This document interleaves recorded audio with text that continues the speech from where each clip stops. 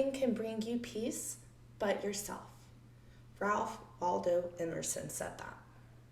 Hey there. Welcome back to Mental Health Monday. I'm so glad you're here.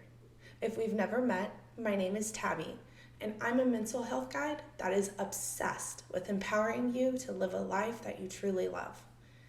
This week, I'm going to give you a secret recipe that I've concocted to give you peace in all aspects of your life. Okay, so I want to start really basic, and let's just begin by defining what peace is. Now, I know a lot of people know what peace feels like, but if you were to be asked what is the definition, the Webster Dictionary definition of what peace is, this is what you'll get. Peace is freedom from disturbance, or a state in which there is no war, okay?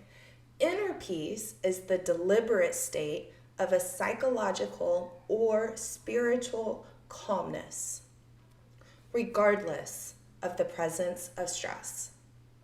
Okay, so basically, defining peace is the lack of worry, right? Freedom from disturbance is the lack of worry. I can't say it. Now, there are a few benefits which you would think are obvious to the average person, but there are some benefits in finding peace, not just having it, but being able to find it. That includes things like reduced stress. You have improved mental health. The relationships around you become better, and your overall well-being increases immediately. Having these things like doing inner work makes it easier to navigate any possible triggers that you might have on a daily basis. One of my personal triggers that I fight with all the time is punctuality. I like being on time. That is not at the scheduled time, but my definition of on time is at least 5 minutes early. Every single morning when I'm getting my kids ready for school, I struggle with that. So I've done inner work of being able to navigate those triggers. Like, I'm less triggered now since I've started working on myself in that aspect. Okay, so there are barriers that prevent you from finding peace. You need to be able to identify those barriers or obstacles that prevent you from finding peace. This could be everyday stress, it could be negative thinking, or any kind of external pressure that you might have. Now, negative thinking is the number one culprit to ignoring what it is that you need in whatever situation that you are faced with.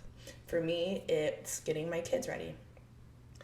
By acknowledging your inner critic, so for me, it's by acknowledging the thoughts that, oh, you're going to be late, everyone's going to judge you. By acknowledging the inner critic, that is the number one way to making it stop. If I'm 3 minutes late, in my book, I'm still early. Nobody's going to judge me on that. I know that physically, it's just something, I have to keep reminding myself. The point is, you need to be able to detour your negative thoughts. I will say, no, I'm not thinking about that right now, or is there evidence behind this thought? That one takes a little bit more work. Not thinking about it right now is a whole lot easier.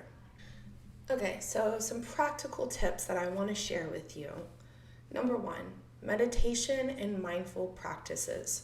This could be breath work for 5 seconds while you're standing at the stove cooking a meal. This could be yoga from YouTube. I will insert that Adriene, the Yoga with Adriene channel, has a lot of great personal reviews. But paying attention to your surroundings is kind of the point. Bringing yourself back to where your peace is, even if it's just for a second. By practicing the constant breath work, inner work, by doing it consistently, you start to do it more naturally. Number two, And I asked my friend for the book that she uses for her time management, because me personally, I just use a paper planner, but you can find one of these at Target or Walmart or Five Below even. But a friend of mine, she has a virtual time management planner, and it's called Good Notes. And there's also a physical planner that you can buy from Etsy, I think. I think that's how it works. But it is a digital planner. It's very colorful. Time management, knowing where all of your time is going, will keep you in track. I know it sounds crazy. If I open my book on any given day, there's something written there. Not because I want to be busy, but because I know I need to stay busy for my mental health. It keeps me focused on whatever it is that I'm planning.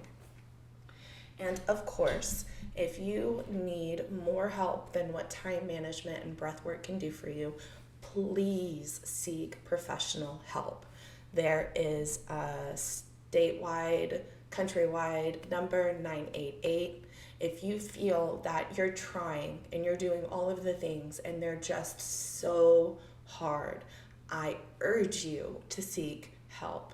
There are so many people in the world that are anti-pills, and I was one of those people just 2 years ago. And now here I am telling everybody that if you need more help, then you need more help. And that's okay. So I want to share a story with you really quick. A friend of mine was stressed out at work one day, and she contacted me. Now, I knew she was reaching for a sense of calm or peace, if you will. So I told her to lay in her living room floor and to put one hand on her chest and one hand on her stomach and to just breathe with her eyes closed. Now, with a few modifications, she did it. And from my understanding, she was able to focus a little bit more intently with her project. Now, I do remember that she nailed a meeting that she had that same day. Now, no, breathing techniques didn't make her problems disappear, but they were able to bring her back to the present moment so she could focus and be in a more relaxed state. Now, nothing can bring you peace but yourself.